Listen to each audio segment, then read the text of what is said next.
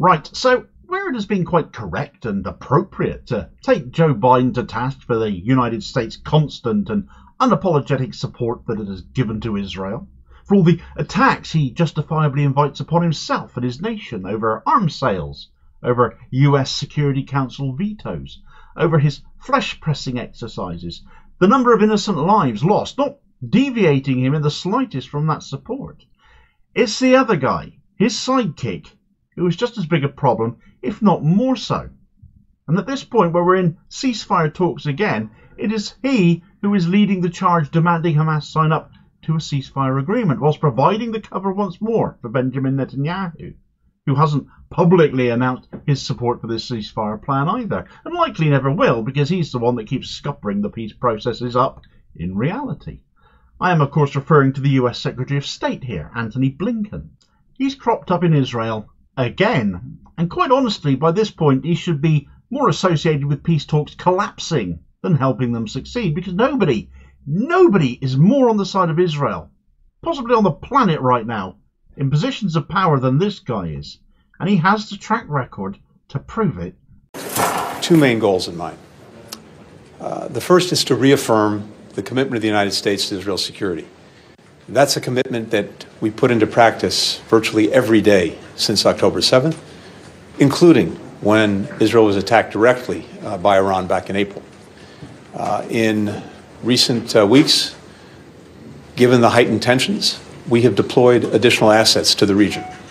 The purpose of the deployment of these assets is not to provoke aggression, but rather to deter it, to make sure that it doesn't happen. But also to make clear that if it does, we are fully prepared to defend Israel. We've coupled this effort with an intense diplomatic campaign, virtually a global diplomatic campaign, working with countries around the world to send the message strongly to every concerned party not to take any steps that would escalate tensions, that would risk provoking a wider conflict. And this, too, has been something we've been working on from day one, since October 7th. It's been one of our primary objectives, to prevent the conflict from escalating, from spreading in other places. And so this coupling of our military commitments, our security commitments, with an intense diplomatic campaign is something that I'm pursuing on this trip, again, with the intent of making sure that we deter further conflict, but that we're also clearly prepared to defend against it if it comes. But what's most crucial now is that everyone refrain from taking any actions that could fuel further conflict, escalate tensions, and result in the spreading of violence and conflict. Right, so that was Antony Blinken, the US Secretary of State there, once again in Israel, at a crucial moment to basically tout for peace, when the reality is more like he's there to shield Israel from any bad publicity when it all inevitably falls apart yet again. He's committing the US to Israel's security when it is that US commitment to that that shields Israel from being held to account by the rest of the world. It is that commitment that excuses billions of US dollars being sent to a government wrecking its own nation's economy for the sake of keeping this war against mostly women and children going, not to mention, of course, all the weapons being supplied, being bought with that money. Blinken reiterated that that is what the US do every day, and made the point of saying they did that including on the day Iran attacked Israel, ignoring the fact that that attack was actually a retaliation after Israel blew up their embassy in Damascus. Facts, Antony. He said additional assets have been deployed in recent weeks due to the heightened tensions, whilst ignoring the fact Israel striking Iran and Iraq and Gaza and the West Bank and Yemen and Syria and of course Lebanon, all in recent weeks, has been the driver of that. Instead of taking Israel to task for its actions, the US, Blinken, give them the tools to carry on, and then he goes on TV, goes to do a press interview and does nothing but defend Israel, no matter what they've done, and excuse them, therefore, to carry on and then presumably defend whatever they're going to do next. Because it won't be peace. And he does that by risibly trying to convince us all that after 10 months of Israel meting out genocide in Gaza, that the assets, as he keeps referring to them, when we know it's arms, billions of dollars worth of arms that have been deployed, and he calls it a deterrent. Israel will get them because they get through weaponry in Gaza at breakneck speed. It's not putting anybody off attacking them. They use them the minute they get them. 70,000 tons of bombs have been dropped on an area in 10 months, a fraction of the size of London. That is roughly the same size as Philadelphia. And you continue to supply them as a deterrent, given what we're witnessing, what we've already witnessed, and what's bound to come further down the line. The shamelessness of this is off the charts, not least when he follows that up by saying if the deterrent, as he calls it, didn't work, the US would be prepared to defend Israel, presumably with even more weaponry. That'll just be a deterrent and won't possibly be used, but we'll get onto that a bit more in a bit. Blinken talks of other nations going to try and calm the situation down as well. David Lammy, we know he's rushed off out there, of course, though has been repeatedly ignored by Netanyahu.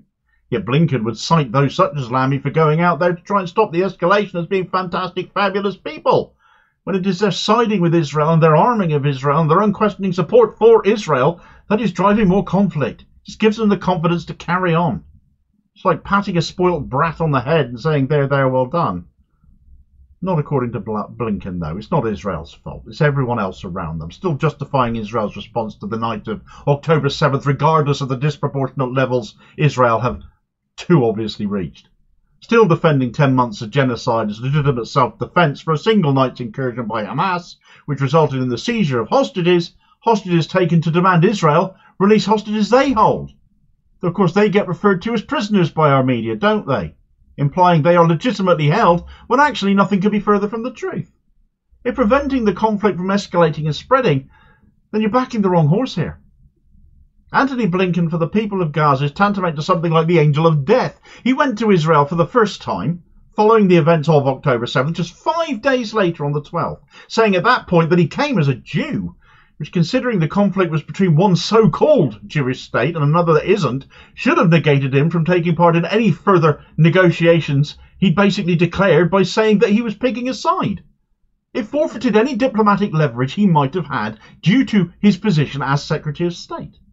A month later, whilst of course the north of the Gaza Strip was still under assault, as we remember, Blinken turned up to attend a war cabinet meeting. He should have been saying at this point, what are you doing? Stop this. You're more likely to kill your own hostages than rescue them if you carry on like this. But of course, we now ought to know it's never been about the hostages. What was Blinken doing there? He must have been tantamount to a spare part, because he certainly didn't stop the killing and the fighting, not when Israel were allegedly killing their own people on the night of October 7th to stop them being taken hostage, and have done their damnedest to block the media investigating those allegations ever since. We're now at a point where more than 40,000 Gazans have been killed, and Blinken is back in Israel yet again, making that speech. Seems so much the same as other speeches he's given, doesn't it? Days after his department gave another $20 billion of aid to Israel, signed off so that this genocide can now persist for years to come, and against other nations too, as we're seeing already.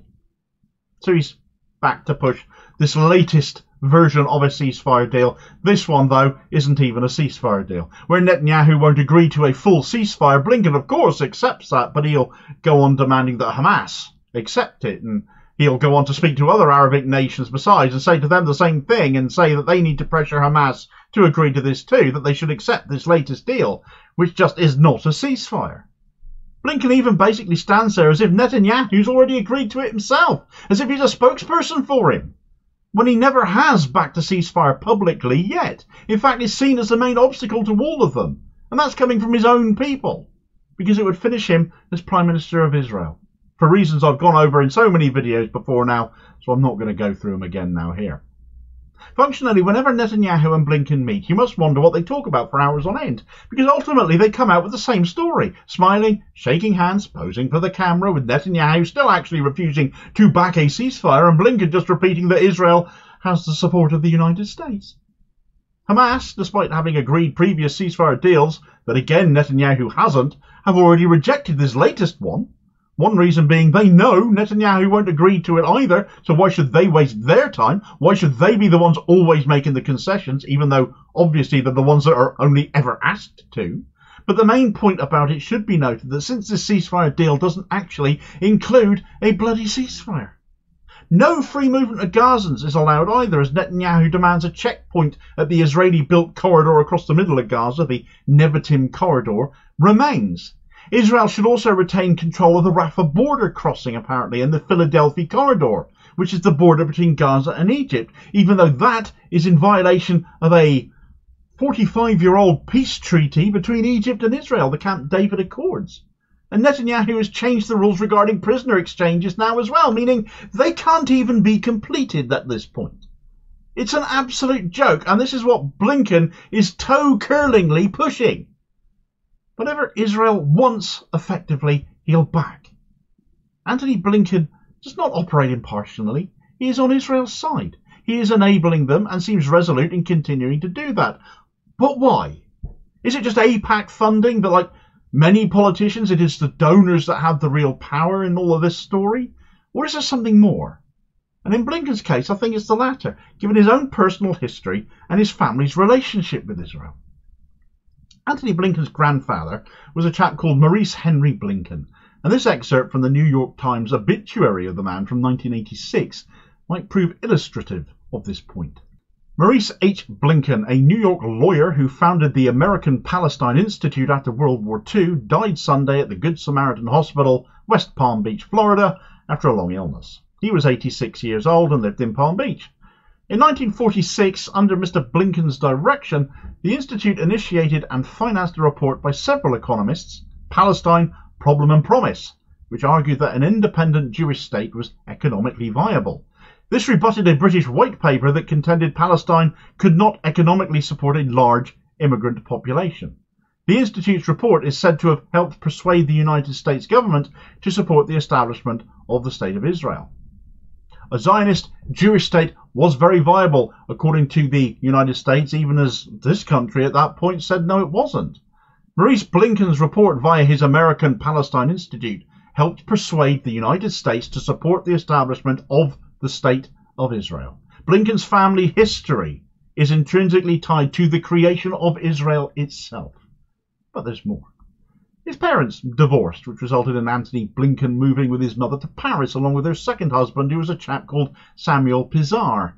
Pizar is an interesting guy, the only child of some 900 in a Polish school to survive the war, he himself having at one point apparently escaped a Nazi death squad by hiding in the wreck of a US tank. He became a lawyer, seems lots of people in Blinken's family did, not least Antony Blinken himself, worked for the UN and later became part of JFK's foreign policy task force. The US saving Pizar's life instilled in Blinken, who was close to him, a belief that, according to a Politico article, US military intervention can only ever be a good thing. The US power is a moral power, so a family history of a belief in US intervention being a good thing, combined with Israel's right to exist being something his grandfather, it can be argued, helped bring into being. Is it any surprise Antony Blinken has turned out how he has and is conducting himself how he is in relation to this latest conflict in the Middle East? But equally, does it not also show that when impartiality is key, and given his own actions over the last 10 months, is he not also the worst person for the job he's got right now in terms of actually seeing the delivery of peace, when that clearly requires taking Israel to task and holding it to account for its own actions? It's not as if the Biden administration can't possibly know that either, can clearly see what needs to be done in a war scenario to stop escalation. Trying to bully Hamas into agreeing to a non-ceasefire, clearly not being it. But stopping Keir Starmer from starting World War III with Russia, not once but twice, as Biden has now had to do, in relation to arms sales to Ukraine and what Starmer told Zelensky he could use them for. Well, that intervention happened fast enough, didn't it? As this video recommendation will give you all the details of, and I'll hopefully catch you on the next feed. Cheers, folks.